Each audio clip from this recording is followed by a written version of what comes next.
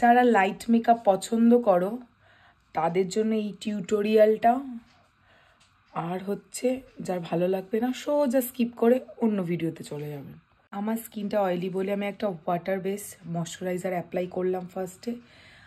আর যারা চাও যে একদম সব কিছু ইউজ না করে মেকআপ করতে, মানে সেলফ মেকআপ বা ধরো নর্মাল একটা নিজের গ্লোয়িং স্কিনের জন্য কোথাও যাওয়ার জন্য, তো এটা অবশ্যই করতে পারো। যারা অনেক মেকআপ পছন্দ করো না, এটা শুধু তাদের জন্য।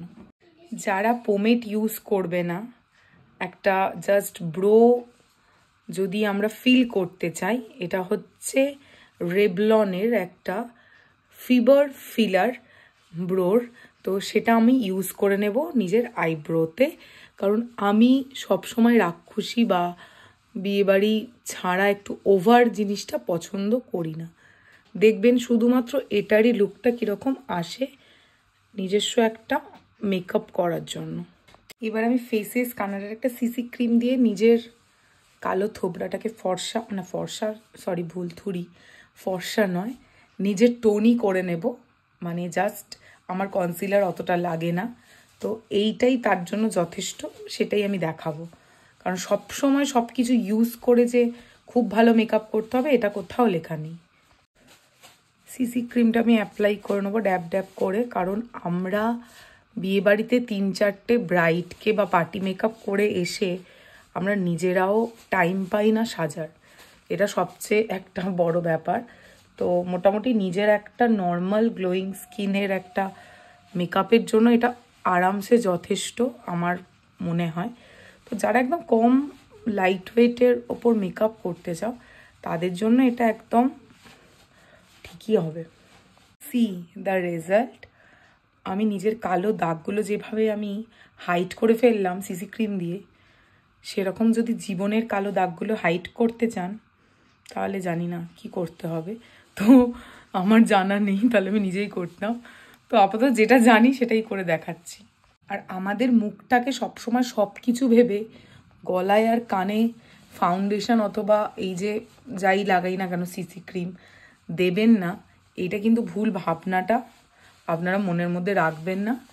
কারণ মিথ্যে যেমন শাক দিয়ে মাছ ঢাকার পরও ধরা পড়ে, সেই রকম এইগুলো মুখটা একটা ফেয়ার লাগে আর গলা আর কানটা বড্ডই কালো অথবা একটা ট্যান পড়া জিনিস সবাই লক্ষ্য করতে পারে।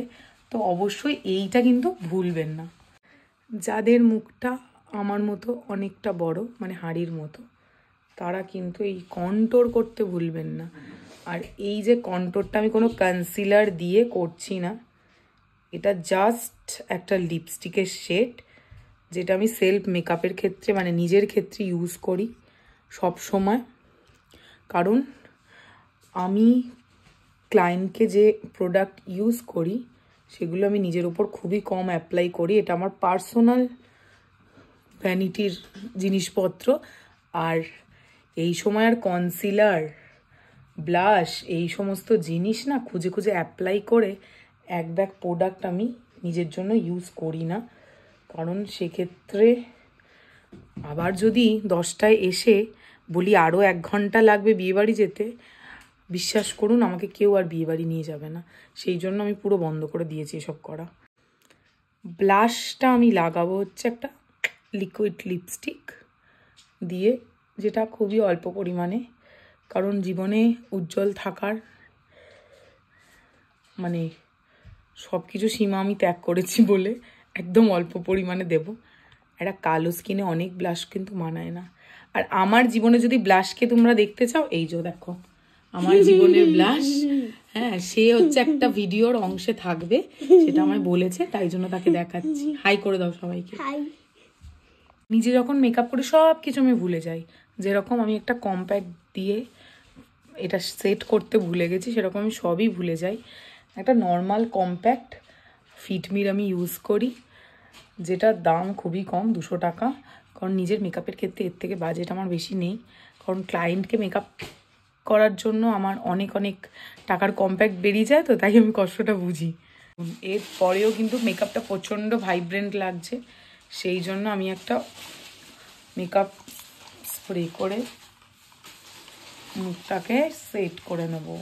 তো কিছু বাকি নেই বস, এবার হচ্ছে একটা লিপস্টিক পরবো, যেটা আমি সবসময় পরি। আর এই কালো ঠোঁটের জন্য বিরিকেকো লিপস্টিকটা ছাড়া আমার আর কিছুই পছন্দ হয় না, তো আমি এটাই পরবো। এবার ফাইনাল লুকটা দেখাচ্ছি বস। এটা তো ভালো জামা পরতে হবে, তো আমি আসছি। দেখুন মেকআপটা কেমন লাগছে।